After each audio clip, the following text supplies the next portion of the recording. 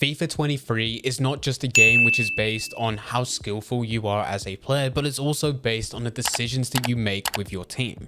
Whether that be with the players that you use or the formation as well as custom tactics that you select within game. You can be an amazing FIFA player, but if you select a bad formation, you're putting yourself at a disadvantage. So in this video, we're going to be going through some of the best formations that you can use. But before we do get into the video, if you're looking to get some very easy coins, then there is no better place than AOA. Head over there to get yourself some cheap, fast FIFA 23 coins, completely reliable, and if you use Fnatic at checkout, you'll also get yourself a 3% discount. Link can be found in the description down below.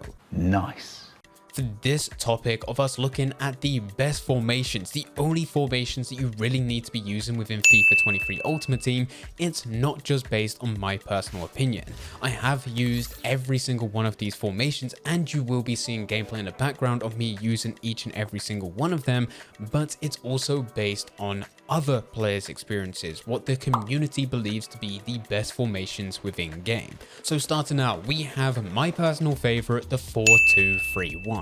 This year, even after the most recent patch, passing is still vital to your game. If you're able to pass it in and out of your opponent, doing those 1-2s to push to eventually get inside to the box and even have options to pass them for an easy tap in, then the 4-2-3-1 is perfect, with you having 2 CDMs to make sure that you do not get countered, as well as 3 cams for you to pass in and out to your striker. Now this isn't a custom tactics video, so we will not be going too in depth with this, but specifically for the 4-2-3-1, I actually start with a 4-3-3 brackets 4. I will then, within my custom tactics, move both my left wing and right wing down to a cam, and of course keep the cam as part of the 4-3-3 brackets 4 within their position. This allows me to have pacey wingers as cams within game, and this is an amazing formation to use. If I go and put my striker as a target man as well, it allows me to always be able to pass in and out, create some insane chances, and yeah, this is the reason why it is my favorite formation,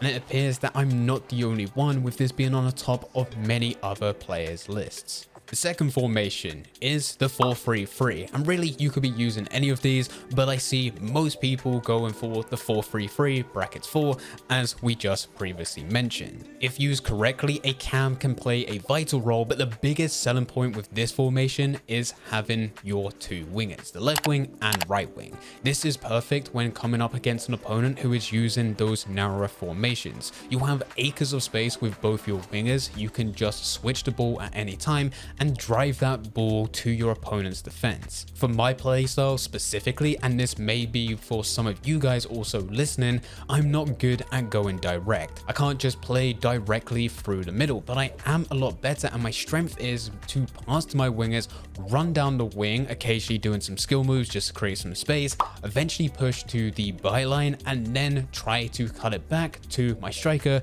who can hopefully do a tap in.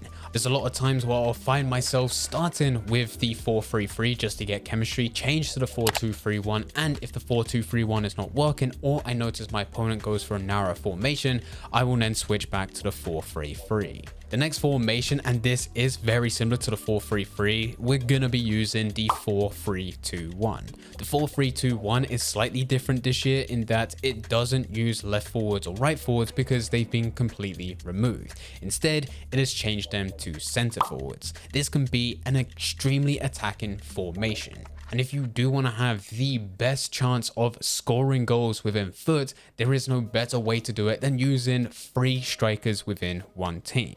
Now, depending whether or not you select a 4-3-3 or a 4-3-2-1, for me, really comes down to the players that I want to be using up front. For chemistry reasons, if you want to be using 3 strikers, makes sense to go for the 4-3-2-1. If you're going to be using wingers, makes sense to go for the 4-3-3. That's the only difference, or the only decision that I make between using either of these formations. Within game, they feel exactly the same.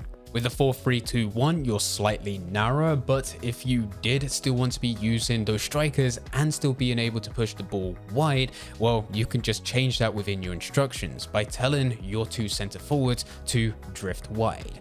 If you feel like this formation is lacking a cam, you can tell your center mids to push forward to have balanced attacks or even stay back whilst attacking. There's ways with instructions to make it exactly the same as a 4-3-3. So the only decision that you need to be making whether or not you go to a 4-3-2-1 or a 4-3-3 really comes down to who you're going to be using up front to pair with your striker. Is it going to be more strikers, or are you really looking for wingers? Other than that, I've had the exact same amount of success with a 4-3-2-1 as what I have had with a 4-3-3, and there's not one of these formations that I like more than the other. They feel pretty much identical. It's just the players on offer which can be used to reach the most amount of chemistry possible. The full formation to be using is the 4-2-2-2. This is by far the most balanced formation to have within FUT. You can dominate within defense, dominate within midfield, and dominate up front. I said at the beginning of this video that passing is way more important this year than any other year. Of course, the overtop through balls and pace still is a factor, but just not as much. You can still get some really nice pass and play moves, even after the most recent title update. And with the 4-2-2-2, there's always an option no matter who currently has the ball. Being able to pass between your two center defensive mids, your two cams, and your two strikers, there are always options for you to push forward or go backwards. And if at any point the play breaks down, your opponent gets the ball, you should be in a relatively comfortable position structurally with your formation to make sure that you can get that ball back, especially if you have two solid, well-rounded CDMs. Or at least two CDMs that partner each other incredibly well. Now, normally when first starting a game, I wouldn't tend to go for the 4-2-2-2 right away. It won't be my starting formation unless I'm going for chemistry. But even then, in my custom tactics, I will switch to something to be a lot more attacking. The 4-2-2-2 is normally the formation that I go to after I've scored 2 or 3 goals. I'm comfortable with my position, I'm dominating the game, and I just want something that's balanced to make sure that I don't concede whilst still being able to push forward. This is definitely a possession keeper to make sure that my opponent is not able to have any chances, but still a formation that can score goals so that I'm entertained for the rest of the game. Now, the final formations which are linked for this video are more dependent on your situation, because next up we have the 5-2-1-2. This is a formation that has been pushed out much more this year than any other year. And yes, I know it's horrible coming up at a 5 at the back, but the reason it's horrible is just because how good it is defensively. So if there is ever a moment in FUT Champions, or maybe you're trying to go into Division 1 or the elite divisions, and you come up to someone who is a far better player than you, but you do manage to get a very lucky goal and you want to settle out the rest of the game, a 5-2-1-2 is a good formation to go for. I don't like seeing other players start out with this because it just invites pressure. But if you are coming towards the dying minutes of the game, you just want to hold out the game, not something that's balanced with the 4-2-2-2, but something which is defensive just so that you can guarantee that you're not going to concede a goal, this is the formation to go for. It works incredibly well if there is already a CDM as part of your starting 11, because then you can bring them down to a centre back without needing to make a substitution. Within your custom tactics as well, you'll also set it to be over top through balls, and you're also looking for counter attacks. So the second that you do have that ball, you have players rushing forward, the right players rushing forward, not your centre backs, but you're able to counter attack quickly to potentially get a second goal, which will really kill off that game within those dying minutes. On the complete other side, potentially you've gone a couple goals down. There is always options with the 4-2-4. This formation, you will be dominated within the midfield with there only being 2 players, but hopefully you're good enough defensively to carry on and make sure that you're not going to concede any more goals. But also, once you do have the ball, you have options when going forward. And hopefully by making the right decisions when passing to your players, you can overpower your opponent's defense. If I notice that my opponent is sticking to a 4-2-1-2, maybe they're starting that with their default formation, or potentially they've actually gone to that after getting a very lucky goal and they just want to settle out the game, I will push to a 4-2-4 and try to break down that 5 at the back. By using this formation, I found the most success when I use one of those front forwards, whether it be the wingers or the strikers. I have the ball with that player and I try to bait one of the defensive players from my opponent. I will then pass back to my center mid whilst trying to run forward, that defender is now out of position, and now I have the option to pass back into them where it's now a 4v4 situation. It comes down to how I maneuver next and who I pass to, whether or not I can break it down to be a 4v3. The second that I claw back a few goals to be drawing or even be ahead of my opponents, that is when I'll switch back to the other formations.